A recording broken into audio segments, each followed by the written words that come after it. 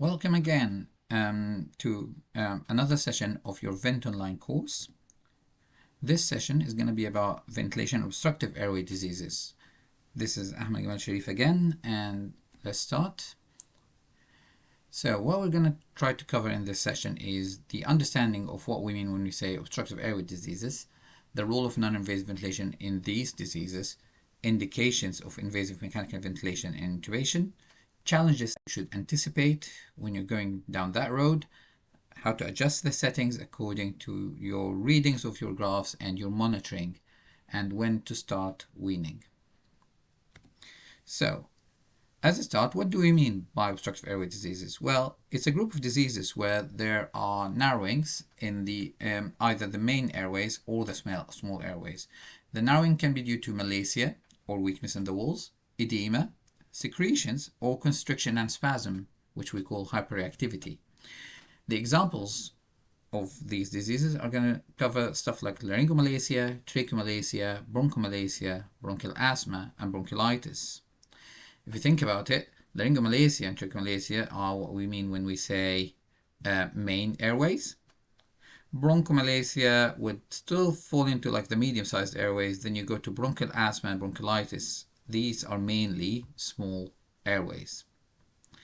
So we're not going to really cover much of laryngomalacia and tracheomalacia because if you put an ET tube down, it should be able to stent and to support these weaknesses, and that would possibly get you avoiding the ventilation strategies we're going to talk about when we're talking about these diseases. But when we're talking about non-invasive ventilation, they are still included. So, what happens in obstructive airway disease? If you look at the lung and go deeply, then you're going to look at the alveoli. And you're going to find that for the small airway diseases, alveoli, every group of alveoli are connected by a certain bronchiole. If this bronchiole gets any narrowing here, then that's basically what we mean when we say obstructive airway disease. We're not talking about complete obstruction, we're talking about relative obstruction. That can happen on the level of bronchioles, small airway disease as we said, or can happen at higher levels, as we said, covering the other diseases like laryngomalacia, tracheomalacia, bronchomalacia. Okay, so how does that affect my ventilation? Well, as we spoke, as what we spoke about in the first talk about principles of ventilation, we know that the time constant that you need for the ventilation cycle equals resistance times compliance. So we're not expecting the compliance here to be affected because these are not diseases that are affecting the alveolar component or the interstitial component of the lungs. These are mainly affecting the airways. So the compliance is preserved while the resistance is higher. Resistance is higher facing the air going in as much as it's facing the air going out. So that means you're going to need more time to get air in and you're going to need more time to get air out. Okay? Which leads to what we call trapping. Why does it lead to trapping? Because you can still use your muscles in your normal breathing to generate negative pressure, maybe with difficulty, but you're still going to generate negative pressure to suck air in. The real difficulty is in the recoil, and depending on the recoil of your diaphragm and intercostal muscles, to get the air out with the same efficiency in the same time. Which basically means that you're going to always have a residual bit of air that hasn't really gone out if you're still relying on the same time. Then again, how does that go forward with what we were talking about? So remember this graph from the first talk that we had. The pressure that you need to get the air into the alveoli depends again on the airway pressure. The airway pressure depends again on the flow, the resistance, the volume of air that you want to suck in, and the inversely related to the compliance, but still also affected with the PEEP. Meaning that if you've got higher resistance, then you need higher pressure generated to get air in. With this, if the flow is preserved, and the volume is preserved, and the compliance is preserved, and if the PEEP is preserved. But as we said, you get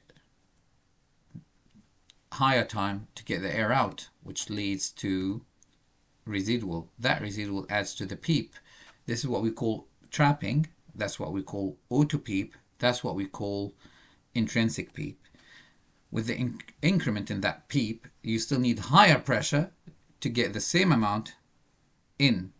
You still need more time to get that out. If that keeps building up because of that resistance, then the pressure that you need every time to get there and is higher, and with time that leads to barotrauma and respiratory failure.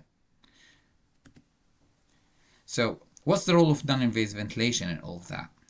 Well, the PEEP coming from non-invasive ventilation, or the extrinsic PEEP, which is different to the intrinsic PEEP, helps keeping the airways open and stretch it. So it stretches the airways, diminishing the narrowing and diminishing the resistance, thus helping in the process of ventilation to keep going forward.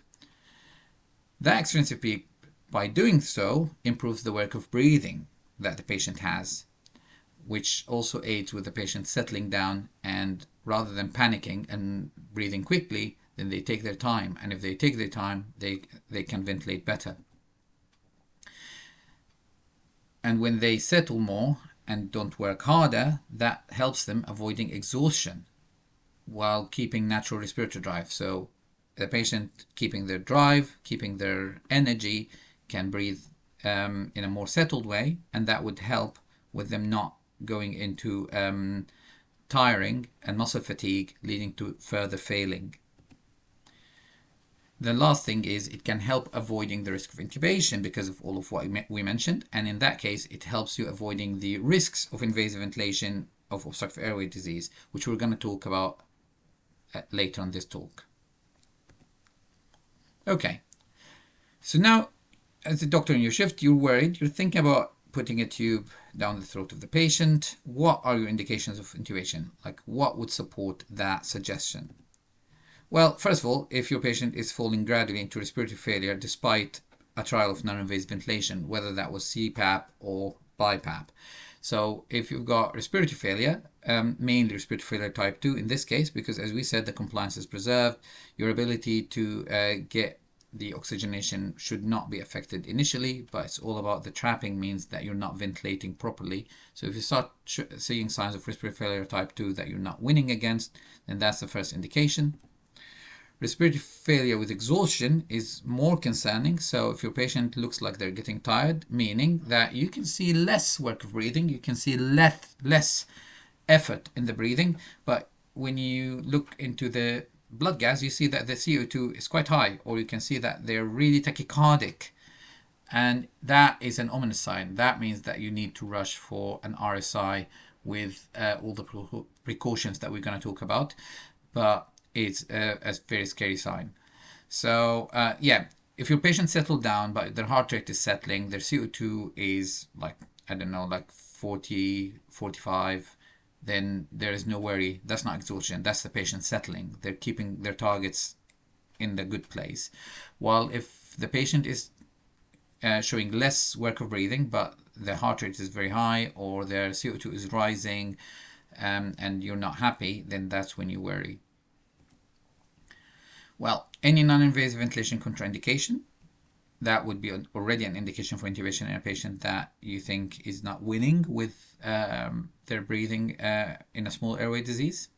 So if you've got a patient that is going unconscious for a reason or two, or like if they have any other indications that we spoke about in the second lecture about non-invasive ventilation that would prevent them having non-invasive options, then that's your cue to start thinking about intubation. Cardiopulmonary instability, yeah, you wouldn't want to risk a patient with cardiopulmonary instability who's got small airway disease problems and prolong their misery without supporting their heart early, because the trapping itself would and the increase in the intrathoracic pressure would affect the venous return further. So if you don't win early, you're gonna regret it later, especially that the intubation itself has got lots of risks that are related to cardiopulmonary instability in this scenario. And pneumothorax is an indication for intubation, because that means that you need to take over to manage things for this patient to get them to safety. And you're also gonna possibly need that intubation and sedation to put a chest drain in a child.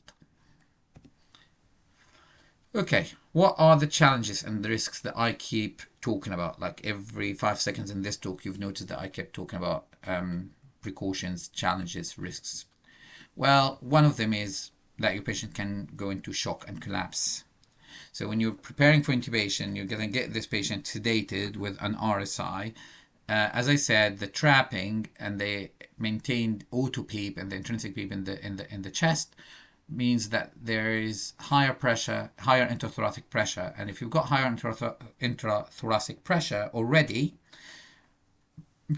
means that without the patient generating enough negative pressure to suck more blood into their thorax to add to their venous return, that the venous return that would be coming to the heart would be less, especially when you're bagging and adding positive pressure ventilation, which means more intrathoracic pressure, and sedating, which means less systemic venous resistance. In that case, that patient is liable to get into shock and collapse. Worsening of respiratory failure, again, if you think about it, when you put an ET tube in the throat, what is an ET tube? It's a small tube. It's a smaller airway in diameter, and that means you're going to have higher resistance. So controlling that and getting the right parameters really quickly would be at the beginning very challenging, which means that your patient might get worse before they get better, and that is something you need to be careful when you're dealing with. And if that respiratory failure keeps getting worse, that will lead to hypoxia, because with the rising level of trapping and intrinsic auto PEEP, then the oxygenation itself, oxygenation fraction in the trapped air that you would need for the diffusion and oxygenation of your blood is going to change and is going to be worse. Barotrauma and atelectrotrauma are expected in this case. Barotrauma because, again, you need higher pressure to deliver the same volume and flow, as you said, because of the resistance and the auto PEEP and the intrinsic PEEP.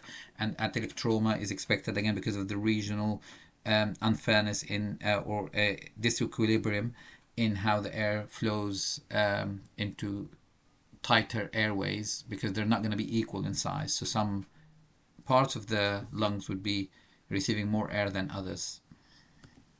Then pneumothorax, again, is expected because of that trapping and the distension of the lung parenchyma, which if you don't control most of these things, especially the shock and collapse and the respiratory failure and hypoxia, then that would lead into mortality.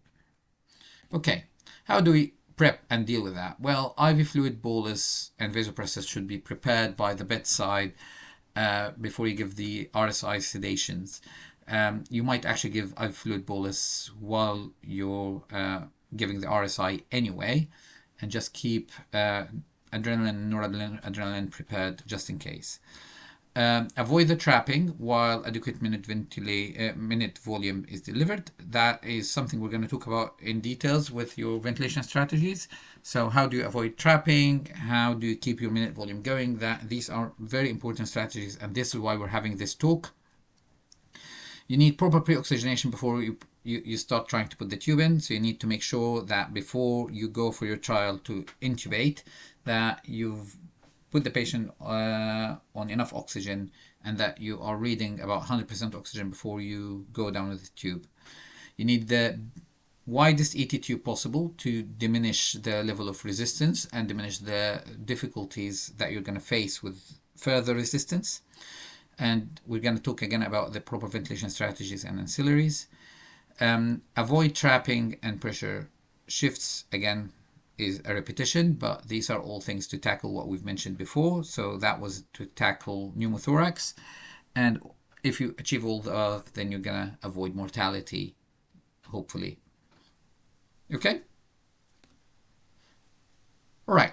So starting settings. As starters, I don't like to give people starting settings. No one can give you specific numbers. Numbers change from one patient to the other according to their severity of disease, according to their age, according to their weight, according to their size, according to their background with morbidities and other illnesses. That all changes your starting settings.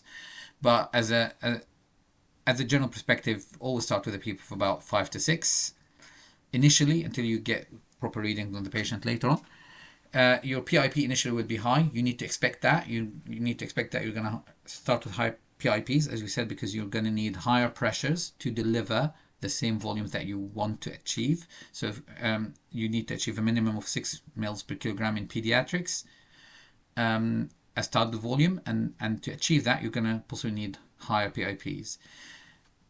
As the time constant that is expected for the cycle is going to be longer, you need to mimic that in your settings. So your I time that is required to deliver these volumes might be longer, but you need also to be conscious that your expiratory time to get that air out and to diminish the trapping that was the main indication for how the patient deteriorated and was the main indication for why you needed to intubate the patient. You need to get that air out, and to get that air out, you're going to need to allow for longer expiratory time. So how can you achieve both? How can you achieve longer I time and longer expiratory time? Then in that case, you'll need your respiratory rate to be lower to allow for that exhalation and to prevent trapping. And that's actually the main message here. The main message here is that when you're targeting ventilation for obstructive airway disease, you need to accept higher PIPs initially while the trapping is already established. You need to allow for proper I time, but for longer expiratory time, which means that you need to have a lower respiratory rate than usual to get that CO2 to go down. Usually, you go on higher respiratory rate to get CO2 down. That's not the case with obstructive airway disease. We're gonna elaborate here. So, your main target, as we said, is to reduce air trapping. What can you see on your monitoring and what can you see on your ventilation graphs here? Well, again, if you go back to the ventilation graphs talk, basically the expiratory flow here doesn't go back to the baseline before the next breath. And that is basically because of trapping. And that can only be fixed by allowing more time for that to go back to the baseline. Why? Because how do you get expiration is via the muscle recoil. So there is no way to improve that except time. Okay? Again, if we look at the capnograms here on the monitor, this is very pathognomonic for obstruction. This is what we call shark fins. Shark fins are a good sign of obstruction in airways. So if you think about it, the positive arm of the monitoring here is your expiration, because this is a monitor that reads the exhaled CO2. So the CO2 builds up slowly, very slowly as it goes, because the expiration is only managing to get air out gradually over a long time to get to as high as it can get to. And then inspirations happens and it cuts that circle, and again with the expiratory time that goes up gradually and then inspiration. All right, this patient has less obstruction because initially the recoil is quick, but then with the eventual part of the air trapped in their lungs, the recoil is struggling to get all of it out really quickly. But this is less trapping than this. The problem with both is you don't get to see a plateau phase before the next breath, which means that these patients, both of them, despite having two different levels of obstruction, are trapping. So how do you fix that? Well, as we said, decrease the respiratory rate as much as you can. Okay. You can shorten the I time if there is no other way to do it. If basically you can't go down further with the respiratory rate and keep the minute volume. So there's a limit, because what we said before is minute volume is how you ventilate. So minute volume is your tidal volume times your respiratory rate. So if you keep going down with the respiratory rate, you're not going to achieve enough minute volume to clear CO2. So the only way is to maintain the least respiratory rate with enough tidal volume to achieve enough minute volume to ventilate. That can happen by going with the least respiratory rate that we can, with the least I time that we can, tolerating PIPs that are a bit high to make sure that we're giving the tidal volume that we need to allow for the air to go out. Another bit of the strategy that you need to always think about is how much intrinsic PEEP is there. That would tell you if the patient is still trapping, if the trapping is going up or is it going down, if you're succeeding or if you're failing. Okay, and we're going to talk about how to assess that in the next slide. But look at this first. So what happens here, this is definitely, as you can see, volume controlled ventilation. There's a PIP, there's a plateau phase, and then there's expiration, which is very slow. The plateau phase is telling you what real pressure your alveoli is seeing. So if that's here and that level is below 30, then the potential of barotrauma is very low. Even if that is going up to 40, let's say, for the sake of argument, but that's, let's say, is just 30, then your alveoli are not seeing 40, they're seeing 30, okay? Obviously, I don't like 40 and 30, but it's just an example. And then on the flow, you can see that the I time here is actually having a bit of a shoulder. That means this I time is longer than needed. But then you've got a good time for the curve to go back on the flow. And the volume delivered is as expected. Okay? Okay. We said you need to assess your O2P by expiratory hold. How is that? If you look at your ventilators, you're going to find something called maneuvers, or in some other ventilators it can be called something else, that would lead to something called inspiratory hold and expiratory hold. The expiratory hold is mainly designed for this. You press it and you keep it pressed until your PEEP that is red on the screen stabilizes at a number. That number would be the real PEEP that is preserved in the alveoli. And you're going to see the curve doing this, basically. If it does this, if it goes up beyond the PEEP that you're trying to deliver, if it goes like this, that's your O2 PEEP. That difference is your O2 PEEP. Okay? Why is it important? Because as we said, high intrinsic PEEP affects your hemodynamic stability. It causes a rise in the required and needed PIP to achieve the tidal volumes, and it's the main reason for the patient's failure. So how does that affect what you do? Well, usually the advice is to set your PEEP on the ventilator to be 2/3 of the measured intrinsic PEEP. Does that have any evidence base? Not really. There's a big controversy about where you set your PEEP, but for the time being, for what we know, that would be the advice. Set your PEEP to 2/3 of the measured intrinsic PEEP, so that you allow for your patient gradually to go down to what you've set, and for the also to not have in the case of the failure or in case of more obstruction, don't get more intrinsic PEEP above a high level of PEEP already. That would get the intrathoracic pressure to be very high. Okay? Alright, so what about the PIP? Well, the main advice usually in conventional ventilation is never to tolerate PIPs above 30. But in this case, if you talk about different modes, if you're using pressure control, then yes, don't tolerate peak pressures above 30. But if you're using volume control, then don't tolerate plateau pressures above 30 for long. Maybe you can tolerate it for a short time, initially when you've just intubated and the patient was very tight, but don't tolerate it for a long time. Okay, as we said before, PIP on the volume curve is this. Plateau pressure would be that plateau that happens after the main phase. That main phase getting to the PIP is representing resistance.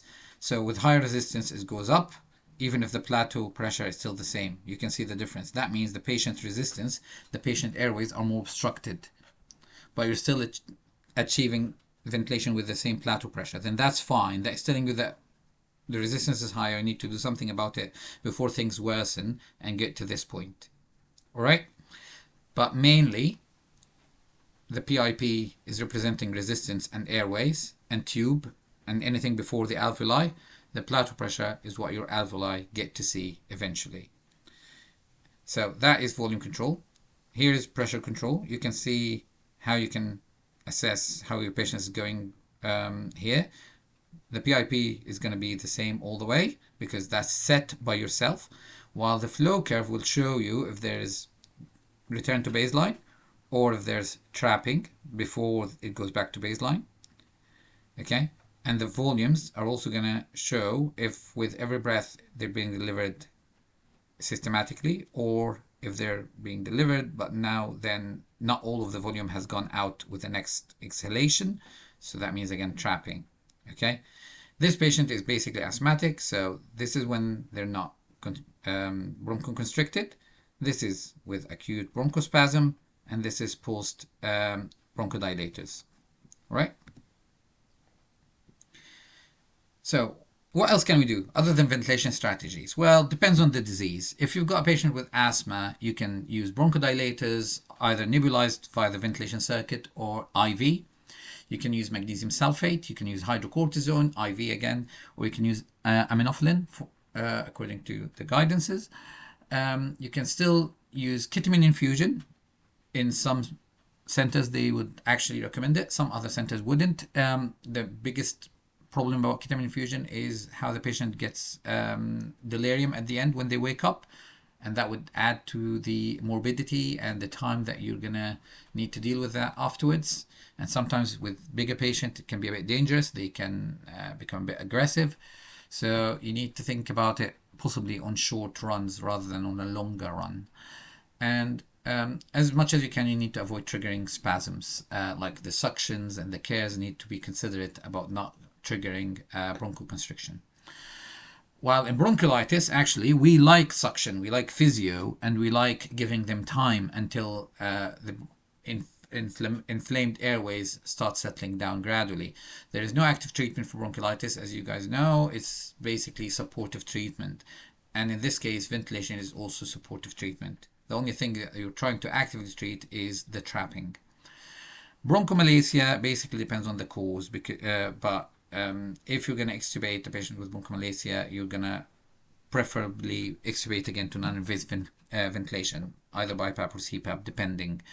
And that is mainly if there is no definitive treatment. So let's say there's a vascular reason, like an aortic pressure or aortic ring, then in that case, that can be surgically treated, and then you can try to extubate. The malacia will still be there because it needs time to get back to gradually get to normal and to get to improve. But with gradual step down, you might get away with it. In certain other cases, they might end up with long-term ventilation. It depends on the cause. Okay, weaning. Well, how do I know that my patient is ready for me to wean and think about extubation? Well, it depends on the evidence of the improvement. So if your ventilation curves are showing that there's no trapping and that the pressures are going in the right direction and you're managing to wean pressures, then that's a good sign. If you've got end-tidal CO2 and capnography, then if the waves are showing no trapping and they're becoming more rectangular, then that's a good sign. If the ventilation of blood gases is showing that you're achieving good CO2 levels and that you're managing to get to normality easily with low settings, that's another sign for you. As I said, weaning pressures, your ability to increase eye time without having to be worried about trapping on every exhalation cycle means that you can actually give shorter exhalation time but still achieve a phase where you go back to the baseline. This is another good sign. And if you're able to lift sedation and get pressure support, CPAP, and give the patient some time and manage to see that the patient is actually ventilating nicely, that's actually a big sign. We always recommend doing an SBT trial or a spontaneous breathing trial and assess before extubation. So if you give the patient somewhere between half an hour to maybe 2 hours on pressure support CPAP of, let's say, 5+5 or 6+6 or whatever low level, and the patient is maintaining their numbers nicely and their ventilation is going well, then that is a good sign for you to consider taking the tube out. So if the SBT goes fine and you're extubating the patient, if you've got non-invasive ventilation in the form of BiPAP or CPAP available, you can possibly extubate from higher settings without needing to go all the way to very low settings. But again, that depends on the experience of the team and the comfort of the team, and also depends on the diagnosis and what problem are you dealing with. You can, after you extubate, tolerate mild to moderate work of breathing because it's expected at the beginning, but do not tolerate stridor, because basically stridor is another constriction of a main airway, and that would add to a resistance that you wouldn't like to have with a patient that is already recovering from small airway disease. So make sure to treat that properly. In summary, ventilating a patient with obstructive airway disease means that you need to be conscious of the time that is going up because of the resistance going up. Air trapping is your major problem. Intubation can be very risky and can cause harm, so if you can avoid it, that would be actually the main strategy. Non-invasive ventilation can help and solve your problem in certain circumstances, but if you're intubating, prepare properly, prepare very well to reduce the risk, and make sure that you're following a ventilation strategy that is minimizing the trapping and allowing for exhaling. Thank you very much. I hope that was useful, and I hope that you are finding the ventilation, the Vent Online course useful. Thank you.